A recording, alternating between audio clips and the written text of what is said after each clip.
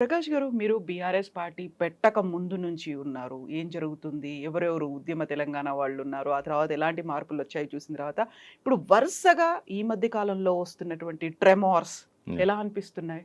అంటే ఏ పార్టీకైనా ఏదో ఒక రోజు ఇటువంటి పరిస్థితి వస్తది. అది స్వయంకృత అపరాధమే ప్రధాన కారణంగా ఉంటది. అయితే ఈరోజు చూసినట్టయితే ఇప్పుడు కడియం శ్రీహరి గారు ఓ మాట అన్నారు. గ్రౌండ్ పోతున్నది టీఆర్ఎస్ పార్టీకి. పీపుల్ అంతా కూడా షిఫ్ట్ అయితున్నారు. అయితే ఒక లీడరు పార్టీ కష్టకాలంలో ఉన్నప్పుడు తను ప్రజలను అంటిపెట్టుకొని వెళ్ళిపోకూడదు. ఆ పార్టీని బలోపేతం చేయడానికి గట్టిగా నిలబడాలి, స్ట్రాంగ్గా నిలబడాలి. హ్మ్. ప్రజల వెంట పోయేవాడు లీడర్ కాడు, ప్రజలను తన దారికి తెచ్చుకునేవాడు లీడర్. కష్టాలు వచ్చినప్పుడు పారిపోయేవాడు లీడర్ కాడు, కష్టాలు వచ్చినప్పుడు ధైర్యంగా నిలబడేవాడు లీడర్. సో ఆ లీడర్షిప్ లక్షణాలు కడియం శ్రీహరిలో కనబడలేదు. ఇవాళ ఆయన ఇచ్చిన ప్రెస్ మీట్ కానీ స్టేట్మెంట్ కానీ టికెట్ ఇచ్చిన తర్వాత కూడా ఇప్పుడు వాస్తవంగా ఆరూరు రమేష్ పోవడానికి ప్రధాన కారణం ఏంటి అంటే వీళ్ళ అమ్మాయికి టికెట్ ఇవ్వడం, కావ్యకు. హ్మ్. చాలాసార్లు ఆయన ఈవెన్ ఎమ్మెల్యే ఎలక్షన్స్లో కూడా ఇద్దరికి టికెట్లు కావాలని అడిగాడు, తనకు తన అమ్మాయికి. ఆమెకు చాలా ఇంట్రెస్ట్ ఉంది పాలిటిక్స్లోకి రావాలనుకున్నప్పుడు ఈయన వాలంటరీగా తప్పుకొని ఆమెకు గన్పూర్ ఇవ్వాల్సి ఉండే. సరే ఆయన పోరు భరించలేక, సరే ఆయన మంచి పేరున్న నాయకుడు కదా, డిప్యూటీ సీఎం చేశాడు, సీనియర్ మినిస్టరు, మంచి లెక్చరర్గా పేరుంది, సౌమ్యుడు, మరి అటువంటి వ్యక్తికి గెలిపించుకుంటాడని చెప్పి బిడ్డకు టికెట్ ఇచ్చారు. ఇచ్చినాక ఆరూరు రమేష్ వెళ్ళిపోయాడు, లేకుంటే ఆయన టికెట్ కన్ఫర్మ్ అయ్యేది. ఇప్పుడు సడన్గా ఈ టైంలో, క్రూషియల్ టైంలో ఆయన కూడా పార్టీని వదిలిపెట్టి వెళ్ళిపోతున్నాడు. అది అంటే ఆయన క్యారెక్టర్ అసాసినేషనే. టీఆర్ఎస్ కొత్తగా వచ్చే నష్టమేం లేదు ఆయన పోవడం వల్ల, లేదా ఆయన ఉంటే వచ్చే పెద్ద లాభం ఏం లేదు. ఎందుకంటే అక్కడ టఫ్ సీటే అది, ఆడ గెలుస్తుందనే నమ్మకాలు ఎవరికి లేకుండే. ఆయన కూడా బహుశా టీఆర్ఎస్ తరఫున పోతే నేను గెలవనేమో, కాంగ్రెస్లో పోతే గెలిపించుకుంటానేమో అని అనుకోవచ్చు.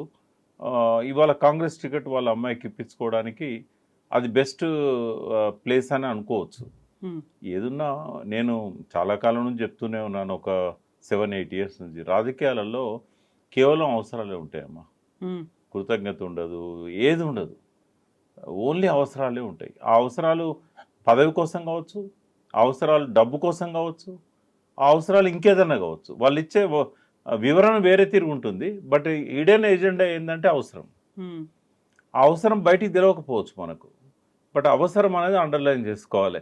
ఈ జంప్ అంతా కూడా అవసరాల కోసమే తప్ప వాళ్ళకు నాకు ఈ పదవి ఇచ్చిండు, నన్ను తీసుకొచ్చి ఇక్కడ ఎంపీ చేసిండు, తర్వాత ఉప ముఖ్యమంత్రి ఇచ్చాడు, తర్వాత ఎమ్మెల్సీ ఇచ్చాడు, తర్వాత ఎమ్మెల్యే ఇచ్చాడు, ఈ కృతజ్ఞతలు ఏమి పాలిటిక్స్లో కడియం శ్రీహరి లాంటి వాళ్ళకే కృతజ్ఞత లేనప్పుడు ఇంకా ఈ రాజకీయాలలో ఎవరికి ఉంటుంది?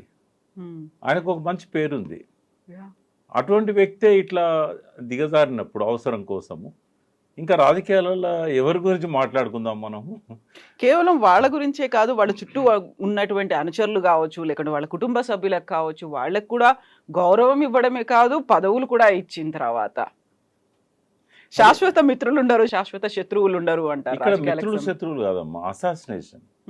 అంటే తెలంగాణ సంస్కారవంతులకు నిలయం, ఒక మంచి సంస్కృతి సంస్కారము, ఎవరినైనా కూడా అన్న మామ బావ, వాళ్ళు ముస్లిం కానీ క్రిస్టియన్స్ కానీ, ఒక మంచి సంస్కారం, మొదటి నుంచి కూడా ఒక మంచి నాయకత్వం, ఒక కాజ్ కోసం ప్రాణాలు ఇచ్చే ప్రజలు.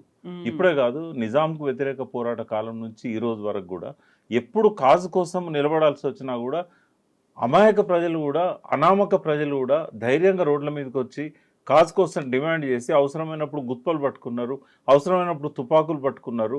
ఒక వేలి ముద్రలు వేసేవాడు కూడా ఒక ప్రముఖ నాయకుడిగా ఎదిగొచ్చిన సమాజం ఇది.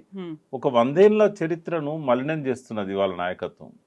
అది కేసీఆరే కావచ్చు, అది రేవంత్ రెడ్డే కావచ్చు, అది ఇప్పుడు జంప్ చేస్తున్న నాయకులే కావచ్చు, అది బీజేపీ నాయకత్వమే కావచ్చు. ఇక్కడ సంస్కృతిని పాతి పెడుతున్నారు.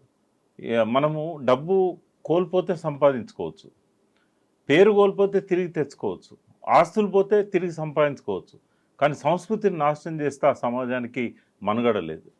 అదే జరుగుతున్నది ఇక్కడ. సో ఇప్పుడు కడియం శ్రీహరే కాదు, నిన్న కేకే దగ్గర నుంచి సో పిలిచి తీసుకొని వచ్చి ఉద్యమంలో భాగంగా సీనియర్లందరినీ మనం గౌరవించుకోవాలి అనే ఉద్దేశంతో మన పార్టీ వాళ్ళు పర్లేదు మనతోనే ఉంటారు అనే కాన్ఫిడెన్స్ ఉన్నప్పటికీ పక్క పార్టీల దగ్గర నుంచి మన దగ్గరికి వచ్చారు, వాళ్ళకి సముచిత స్థానం ఇవ్వాలి అంటూ అటు పార్టీలోనూ ఇటు పదవుల పరంగా కూడా ఇచ్చిన తర్వాత ఎక్కడ లోపం అనేది కనిపించింది అసలు? అంటే కేకే ఆయన ఇవాళ ఇచ్చిన స్టేట్మెంట్ ఏంటంటే నేను కాంగ్రెస్లోనే పుట్టాను, కాంగ్రెస్లోనే పెరిగాను, కాంగ్రెస్ నాకు పిసిసి ప్రెసిడెంట్గా అవకాశం ఇచ్చింది, 23 జిల్లాలకు మంత్రిగా ఇచ్చింది, ఎమ్మెల్సీకి ఇచ్చింది, నేను తెలంగాణ కాజ్ కోసం నేను ఇందులోకి వచ్చాను, వచ్చిన తర్వాత కేసీఆర్ గారు దీన్ని ఒక అద్భుతంగా డెవలప్ చేస్తా అన్నాడు కాబట్టి ఆయనతో ఉన్నాను, ఆయన చేశాడు, ఆయన మీద కూడా ఆయన ఒక మాట మాట్లాడాలి. బట్ నా లాస్ట్ మినిట్లో నేను కాంగ్రెస్ కండవ కప్పుకోవాలనుకుంటున్నాను చనిపోయే ముందు, బట్ ఈ టైం నేను డిసైడ్ చేసుకున్నాను అని ఆయన అంటున్నాడు. బట్ నేనన్న అవసరం అనేది ఏదో తప్పకుండా ఉండుంటుంది. అది లేకుండా ఏ నాయకుడు ఏ పార్టీలోకి మారాలని డిసిషన్ తీసుకోడు. ఆ అవసరం ఏందో ఆయన బయటికి చెప్పట్లేదు. బట్ ఒక్కటైతే నేను ఆయన అప్రిషియేట్ చేస్తా, ఆయన హుందాగా పోతున్నాడు. ఆయన ఏమి దూషణ తిట్టడం కానీ లేకుంటే కేసీఆర్ ఇది చేసిండు అది చేసిండు అని కానీ ఏం చేయట్లేదు. కాకపోతే అనాలిసిస్ చేశాడు. ఆయన ఒక సీనియర్ రాజకీయ నాయకుడు, ఆయన కేసీఆర్ క్యారెక్టర్ని అనాలిసిస్ చేశాడు, పార్టీ తప్పులను అనాలిసిస్ చేశాడు. ఇవి మనం మాట్లాడుకున్న వాటికంటే భిన్నంగా ఏం లేవు. మొదటి నుంచి కూడా ఈ డ్రీమ్లో నేను కేసీఆర్ గారి తప్పులు, టీఆర్ఎస్ పార్టీ చేసిన తప్పులు ఏం చెప్పానో సేమ్ యాజ్ ఇట్ ఈస్గా కేకే గారు కూడా చెప్పారు. బట్ ఆయన డిసిషన్ను వెల్కమ్ చేయొచ్చు. ఎందుకంటే ఆయన చనిపోయే ముందు నా సొంత ఇంటికి నేను పోవాలనుకున్నాడు, కాంగ్రెస్ కండవ కప్పుకోవాలనుకున్నాడు. ఎప్పటిదాకా బతుకుంటాడో తెలియదు, 85+. కాబట్టి ఆయన విషయంలో నేను ఎక్కువ మాట్లాడలేను. అంటే వేరే కారణం ఏం లేదు. I respect him. ఎందుకంటే ఆయన విజ్డమ్ కానీ ఆయనకు నాలెడ్జ్ కానీ, కేసీఆర్ గారు కూడా ఆయన నేను తక్కువ చేయలేదనే విషయం ఆయనే చెప్తున్నాడు. తర్వాత పోయి డైరెక్ట్ కలిసి మాట్లాడి చెప్పొచ్చాడు కేసీఆర్కి. వీళ్ళలాగా రాత్రిపూట జంప్ చేయలేదు గోడలు. సో ఆయన హుందాగా డిసిషన్ తీసుకున్నాడు. ఆయనకి ఏం అవసరమో తొందర పెట్టిందో నాకు తెలియదు, ఆయన కూడా చెప్పలేదు ఆ విషయం. బట్ ఒకటైతే నేను విడ్రా చేసుకోను ఆ స్టేట్మెంట్. ఎవరు పార్టీ మారినా కూడా ఒక హిడెన్ ఎజెండా ఉంటుంది, అవసరం అనేది కేశవరావు గారికి కూడా ఉండి ఉండొచ్చు.